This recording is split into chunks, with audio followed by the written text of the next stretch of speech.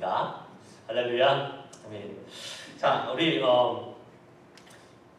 인터넷에서 한 이렇게 글을 보았습니다. 과거에 불량배로 살던 사람들 중에서 친구들의 이렇게 무리가 있었어요. 그 무리들이 같이 함께 페이스북에서 서로 이렇게 글도 나누고 동향도 묻고 이렇게 했는데, 그 중에 불량하게 살던 그 무리들 중에 한 명이 회개를 하고 변화가 돼서 목사가 되었다라고 페이스북에 글을 올렸습니다. 그랬더니 옛날 그 친구들이 댓글을 막 달기 시작했어요. 댓글을 달기 시작했는데 대부분 이런 내용이었습니다. 야, 이 자식아, 네가 무슨 목사냐? 그럼 축하해야지, 모여서 한잔하자. 이러한 내용들이 쭉 달렸다고 합니다. 그런데 얼마 후에 또 다른 한 친구가 자기가 장로가 되었다고 페이스북에다가 글을 올렸다고 합니다. 그랬더니 이번에는 얼마 전에 자기가 목사가 되었다고 글을 달았던 그 목사가, 야, 이 자식아, 네가 무슨 장로냐? 교회 말아먹을 일이 있냐? 이렇게 서로 비방하면서 난타전을 했다는 그러한 얘기가 있습니다. 자기가 변했다고, 자기가 새롭게 됐다고, 목사가 되고 장로가 되었다고 이야기를 했는데, 사람들은 여전히 그 변화된 것을 믿지 않고 또 옛날의 모습대로 그대로 대답하고 그대로 또 이렇게 교체하는 것을 보았습니다. 사람은 변할까요? 변하지 않을까요? 사람은 변하지 않는다라고 생각하는 사람도 참 많이 있습니다. 사람 진짜 안 변해. 사람 변하기 쉽지 않아. 근데 그거의 정답을 떠나서 여러분은 어느 쪽으로 가고 싶으십니까? 변화되는 삶을 살고 싶습니까? 아니면 그냥 변화되지 않는 삶을 살고 싶습니까? 그 대답은 아마 여러분이 지금 여러분의 삶에, 여러분의 현재의 모습에 어떠한 평가를 내리느냐에 따라서 달라질 것 같습니다. 내가 내 지금 모습에 만족하는 사람은 굳이 변화돼야 돼, 지금도 좋은데 라고 생각하면서 살 것이고, 하지만 많은 사람들이 자신의 삶에 대해서 아주 만족하거나 100% 아주 그냥 좋다라고 생각하는 사람은 거의 없을 것입니다. 늘 우리의 부족한 모습이 보이고 늘 우리 연약한 모습이 보이기 때문에 우리는 가능하면 변화된 모습을 살고 싶다라는 그러한 마음의 소원함들이 있을 것입니다. 그렇다면 우리 그리스도인들은 어때야 될까요? 주님을 믿고 주님을 섬기고 있는 우리 크리스찬들은 어떠한 모습으로 나아가야 될까요? 말할 필요도 없이 변화된 모습으로 당연히 우리는 나아가는 삶을 추구하고 살아야 될 것입니다. 성경에 보면 수많은 사람들이 나오는데요. 이 성경에 나오는 많은 사람들 중에서 공통적으로 예수님을 만난 사람의 특징이 있습니다. 그것은 그 사람들의 모습과 삶이 완전히 변화됐다는 겁니다. 예수님의 수제자 베드로 어떻습니까? 일평생 갈릴리 바다에서 고기 잡던 어부였습니다. 물고기 잡고 살던 어부였는데 그가 예수님을 만나자마자, 예수님이 부르심을 듣자마자 어떻게 했죠? 모든 것을 버려두고 예수님을 따랐습니다. 그리고 물고기 낚는 어부가 아니라 사람을 낚는 어부로 그의 삶이 변화됐던 것을 보게 됩니다. 또한 초대교회의 가장 큰 초대교회의 수장으로서 복음을 전하고 선교 사역을 하면서 초대교회를 세우는 데에 정말 귀한 중요한 역할을 했던 사람이 바로 베드로였습니다. 사도 바울은 어떤가요?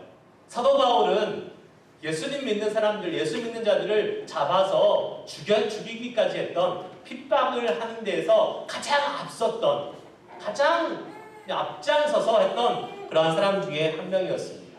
그런데 사도 바울이 다메섹으로 가는 길에 예수님을 만난 다음에, 빛으로 오신 예수님을 만난 다음에 그의 삶은 완전히 바뀌었습니다. 예수님을 증거하는, 복음 전하는 복음 전도자로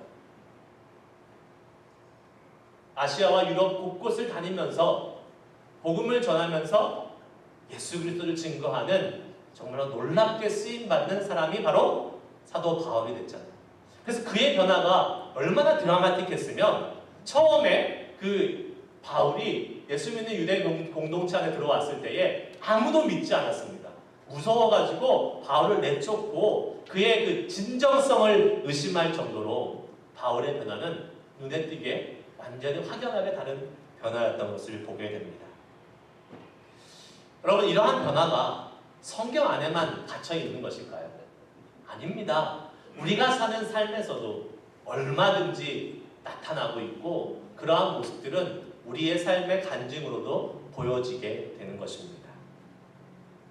여러분, 혹시 인터넷에서 박보영 목사님이라는 분의 설교나 간증을 들어보신 분이 계실지 모르겠습니다. 박보영 목사님.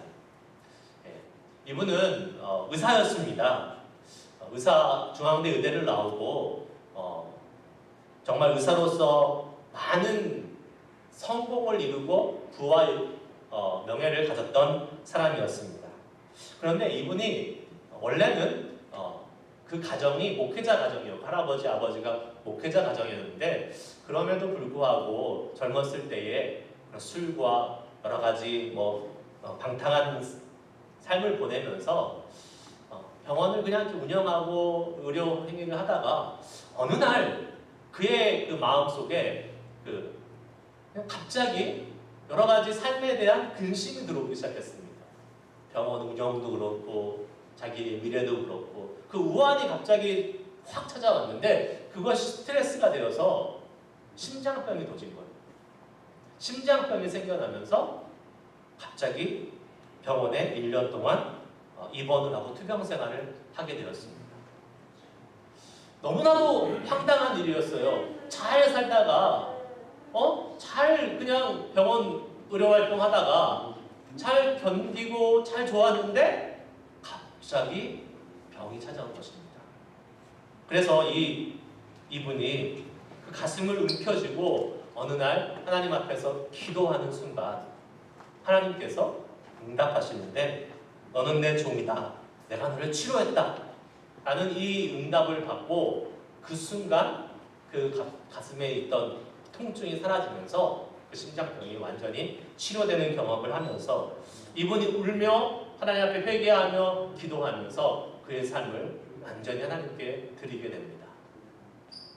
그래서 의사를 접고 자신이 가지고 있던 30억이라는 그 재산을 사회에 그리고 개척교회에 다 헌금하고 도네이션하고 그는 가난한 고아들 그리고 불량 청소년들과 함께 같이 살면서 22명이나 되는 아이들과 같이 살면서 목회를 하고 지금은 이제 은퇴를 하셨고 아직까지도 여전히 수많은 간증 집회와 또 복음을 전하는 사역을 감당하고 계십니다. 여러분, 이렇게 사람의 삶은 예수님을 만나기 전과 예수님을 만난 후의 삶으로 나누어질 수 있습니다. 예수님을 만난 사람은 하나같이 변화되었습니다. 자, 그러면 여러분께 묻습니다. 여러분의 삶은 변화되었습니까?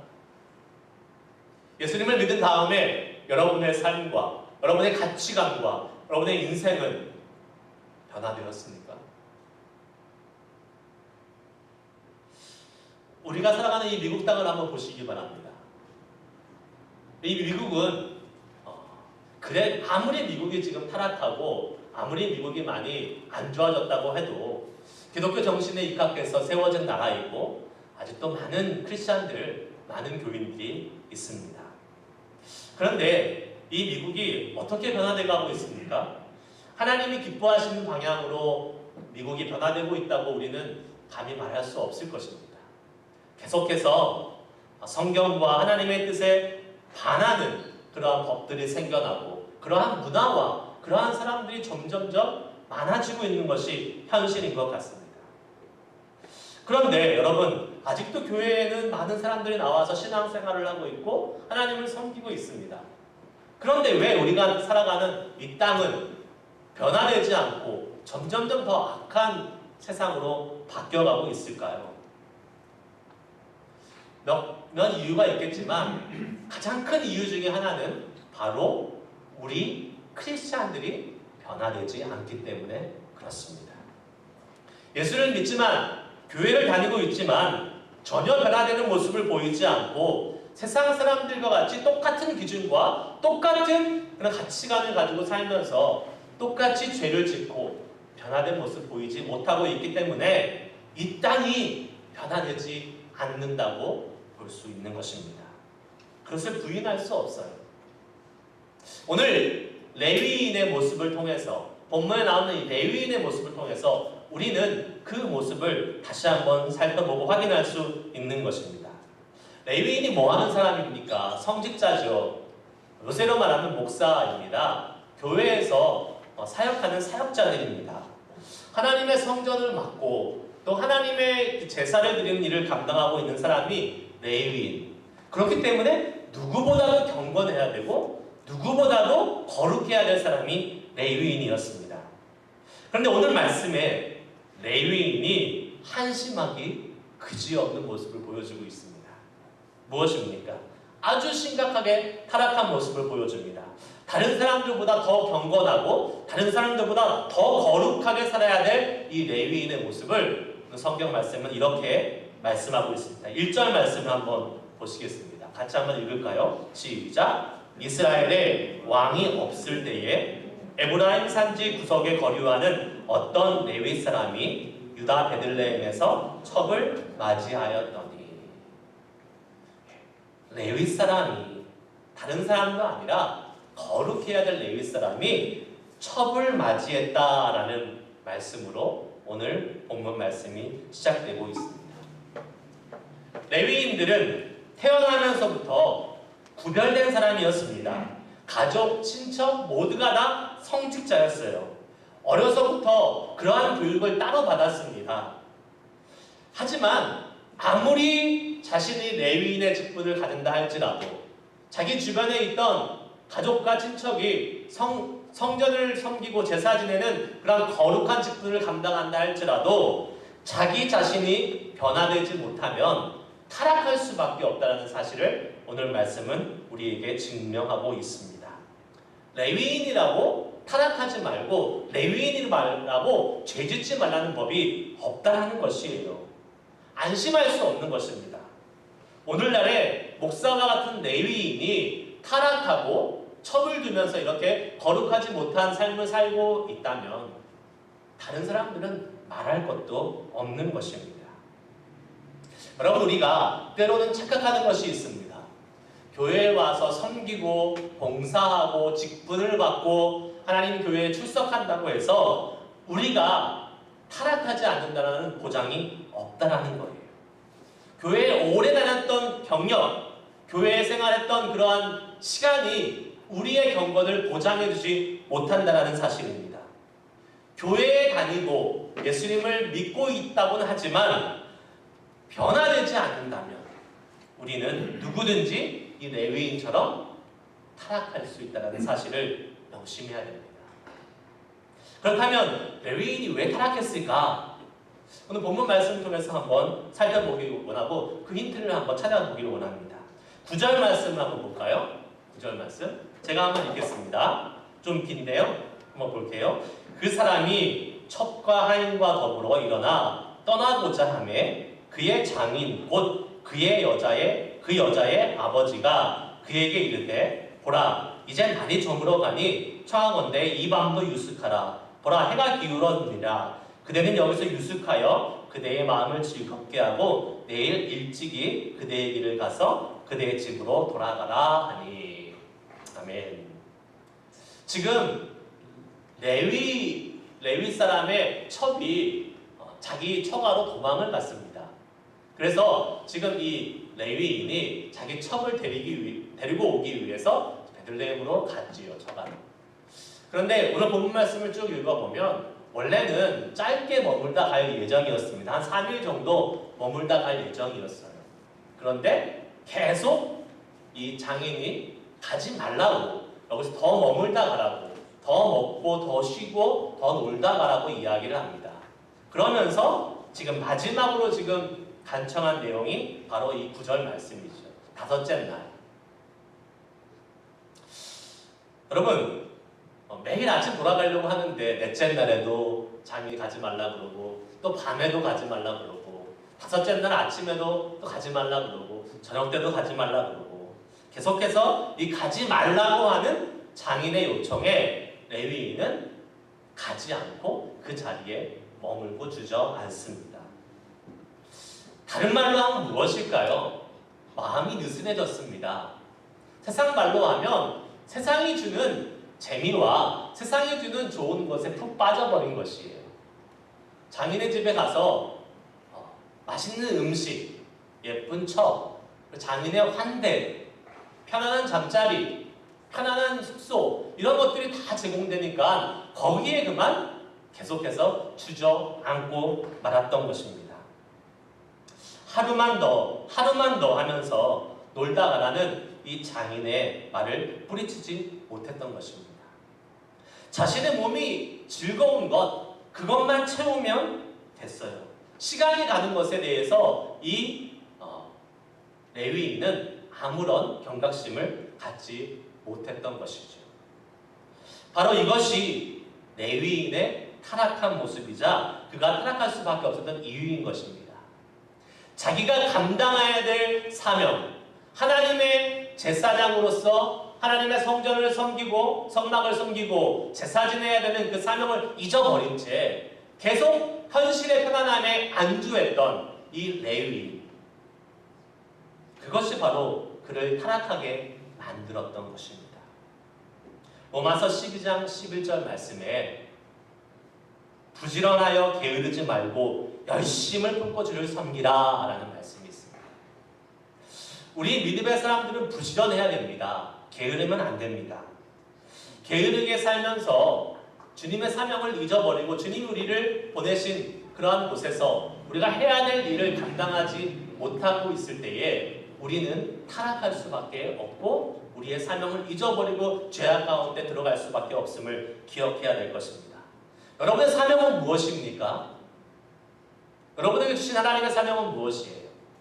직장인들은 직장으로 보내셔서 그곳에서 열심히 일하면서 이 사회에 공헌하도록 하는 것이 하나님의 사명일 것입니다. 가정주부들은 가정을 잘 섬기고 가정을 잘 세우면서 그것을 믿음의 터전으로, 믿음의 가정으로 만드는 것, 그것이 바로 우리 가정을 섬기는 사람들의 사명인 것입니다. 하나님은 우리를 보내신 곳에서 열심을 다해서 살아가는 것, 최선을 다해서 살아가는 것이 우리의 사명인 것입니다. 그런데 레위인은 그렇게 하지 못했어요. 레위인은 자신의 일이 있음에도 불구하고 자신의 사명에도 있음에도 불구하고 계속해서 지금 장인의 집에 머물면서 시간을 허비하며 게으르게, 그리고 그 세상이 주는 안락과 유혹 속에서 만족하고 있었던 것입니다. 그 결과 어떻게 되었어요? 마지막 떠나는 지금 날에 도 지금 장인이 계속해서 간척을 합니다. 아침 일찍이 가려고 일어났잖아요. 그런데 장인이 가지 말라 그러니까 또 주저앉았어요. 저녁 때도 또 주저앉았어요. 그리고 저녁 늦게 출발하게 됩니다. 그것이 어떠한 결과를 가져왔는지 이번 주 큐티 하시는 분들은 아마 잘 아실 거예요. 저녁 늦게 출발하니까 어떻게 됩니까? 집에 도착하지 못했어요. 가다가 중간에 길거리에서 유숙하게 됐습니다. 길거리에서 유숙하면서 어떤 일이 벌어집니까? 여부스라는 곳에 가서 그곳에 유숙하게 됐는데 그곳에 있던 불량배들이 나와서 자기의 척을 농락하고 희롱하면서 죽이게 되지. 그 결과 이스라엘 지파 안에 싸움이 일어나고 이스라엘 모든 지파와 이 베냐민 지파가 서로 싸우게 되는 비극적인 결론이 맞이하게 되는 것입니다. 여러분, 우리도 이 레위인과 같을 때가 많이 있습니다. 무엇입니까? 세상이 주는 재미에 푹 빠져서 우리가 해야 될 사명을 잊어버릴 때가 종종 있다는 것입니다. 하나님 우리에게 주신 사명과 비전과 꿈이 있어요. 우리에게 원하시는 삶의 모습이 있습니다. 그런데 세상이 주는 그런 세상에서 유혹과 세상의 즐거움에 빠질 때가 많이 있다는 거예요. TV, 인터넷, 여러 가지 게임 이런 것 하다가 그냥 시간을 후딱 그냥 보내는 경우들이 얼마나 많이 있는지 모릅니다. 옛날은 그런 일이 없었는데 요새는 뭐 넷플릭스나 아니면 인터넷에 여러 가지 시리즈물이 올라오기 때문에 그냥 뭐 하나 보기 시작하면 그냥 시간 후딱 갑니다. 하나만 더 보고 하나만 더 보고 그러다가 몇 시간을 보내는 적도 있지 않습니까, 여러분? 이번 한 번만, 오늘 하루만 이러한 생각으로 계속 주저앉았던 레위. 그 레위인의 결말은 비참할 수밖에 없었던 것입니다. 결국에는 그렇게 세상이 주는 재미에 빠져서 시간과 세월을 낭비한 사람은 그 미래의 대가를 치르기 마련입니다. 그 미래에 그가 낭비했던, 세상에 낭비했던 시간의 대가를 치를 수밖에 없다는 거예요. 그렇다면 우리는 어떻게 해야 세상의 재미를 쫓지 않고 우리에게 주신 하나님의 사명을 기억하면서 시간을 아끼며 열심히 살아갈 수 있을까? 그것이 우리에게 오늘 주시는 하나님의 도전적인 질문입니다.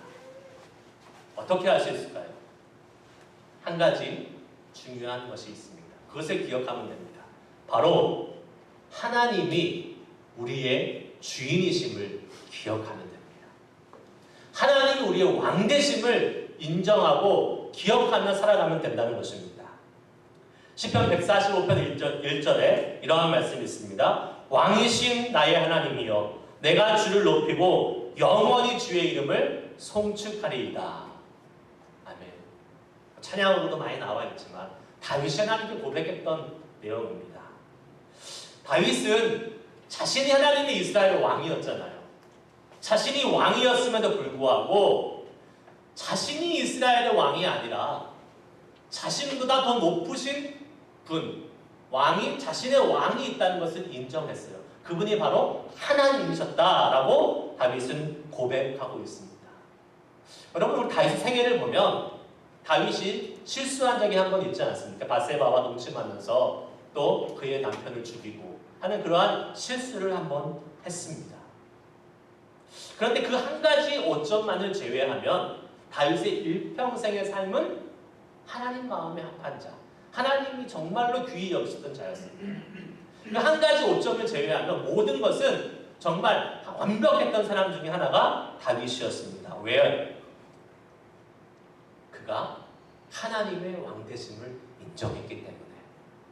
자기가 왕임에도 불구하고 이스라엘의 이 땅의 통치자였지만 자기보다 더 높으신 하나님이 있었음을 인정했기 때문에 그는 삶을 함부로 살아가지 않았던 것입니다. 나보다 내 위에 높으신 이가 계시다는 것을 인정할 때 우리는 인생을 게으르고 허비하면서 함부로 살지 못하게 되는 것입니다.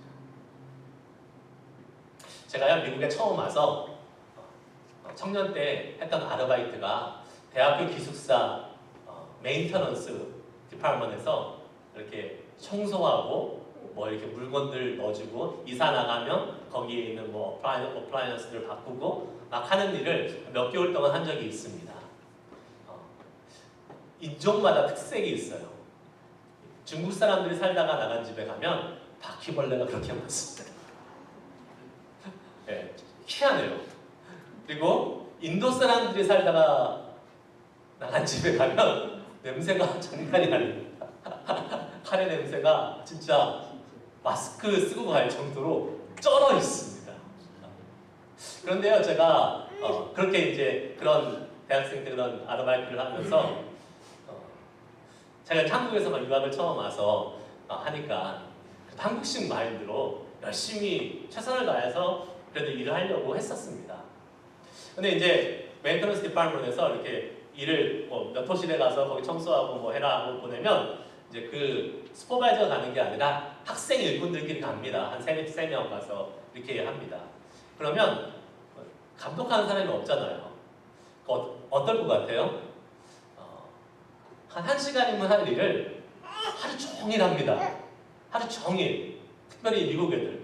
제가 처음에 뭣도 모르고 막 열심히 일하는데 제일 많이 들었던 말이 뭔지 아십니까? Take it easy.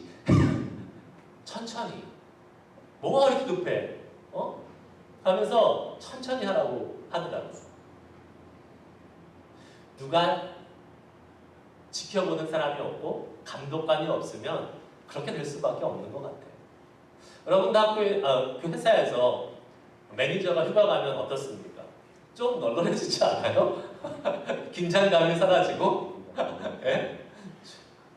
그게 우리 인간의 본성입니다. 인간의 심리이고. 사사기 시대에는 왕이 없었다라고 오늘 1절 말씀에도 계속 반복되고 있습니다. 왕이 없는 시대였습니다. 그래서 성경은 당시 사람들이 자기 소견에 오른 대로 자기가 하고 싶은 대로 했다라는 것입니다. 자기가 하고 싶은 대로 하면 어떻게 됩니까? 자기의 육신의 만족을 위해서 자기가 좋아하는 대로 자기가 즐거워하는 것만 하게 되어 있는 것입니다. 자기 멋대로 살았다는 거예요. 하지만 눈에 보이는 왕이 없다고 진정으로 왕이 없는 것이 아닙니다. 그들에게는 하나님이라는 왕이 계셨습니다. 그런데 왜 왕이 없다고 고백합니까? 그 이유는 하나님을 왕으로 인정하지 않기 때문에 그의 눈에는 왕이 없는 것처럼 보였던 것입니다. 우리 크리스찬들은 하나님을 왕으로 모시고 사는 사람들입니다. 왕의 백성은 왕의 명령을 따라서 사는 사람이에요. 우리가 하나님의 백성이라면 하나님의 명령을 따라서 사는 사람들이 되어야 합니다. 교회는 다니지만 하나님의 말씀대로 살지 못하고 계속해서 세상의 재미를 따라서 사는 사람은 하나님을 왕으로 인정하지 않는 사람입니다. 세상의 재미를 쫓아서 살아왔다면 예수님을 만난 다음에 예수님을 믿기로 결심한 다음에는 우리가 하나님의 말씀대로 사는 사람으로 변화되어야 합니다. 그 변화가 여러분 가운데 있으십니까? 그 변화가 우리 가운데 있어야 될 줄 믿습니다. 지금까지 그 변화된 모습이 부족했다면 오늘 이 시간 하나님 말씀을 들을 때에 다시 한번 주님 안에서 결단하십시오. 하나님, 내가 주의 말씀대로 사는 사람 되겠습니다. 하나님의 말씀의 기준으로 주님이 우리의 왕되심을 인정하며 가장 우선순위에 놓고 살아갈 수 있는 사람이 되겠습니다. 라고 변화된 삶을 살기로 결단하시기를 축복합니다. 그렇지 않으면요, 우리도 얼마든지 레위인처럼 타락할 수 있다는 사실입니다. 세상의 재미를 쫓다 살다가 죄 가운데 타락하면 우리의 인생, 우리의 미래는 보장될 수 없는 것이지요. 우리 모두 하나님이 주신 주님의 꿈과 비전을 위해서 사명을 가지고 살아가는 인생들입니다. 하나님을 우리 왕으로 인정하고 세상의 재미를 쫓지 말고 진정 중요한 주님의 말씀으로 그것을 가장 우선순위에 놓고 우리의 왕 대신 하나님께서 왕이 말씀하신 왕의 명령을 가장 우선순위에 놓고 살아갈 수 있는 우리들의 삶이 되어야 될 줄 믿습니다. 디모데전서 5장 6절 말씀을 읽고 마칩니다. 한번 다 같이 읽을까요? 시작. 기약이 이르면 하나님이 그의 나타내심을 보이시리라. 시리니 하나님은 복되시고 홀로 한 분이신 능하신 자이며 만왕의 왕이시며 만주의 주시요. 아멘. 기약이 이르면 하나님이 그의 나타내심을 보이신다라고 말씀하셨어요. 하나님의 왕되심을 인정하고 살아가는 사람은 하나님이 나타내심을 보이실 때 그때에 상급을 받고 하나님의 인정을 받지만 그렇지 아니한 사람은 레위인처럼 타락한 삶을 살다가 그 미래가 비참해지는 결과를 맞이할 것입니다. 오늘 이 시간 다시 한번 주님 앞에 이 시간 고백하며 기도하실 수 있기 원합니다.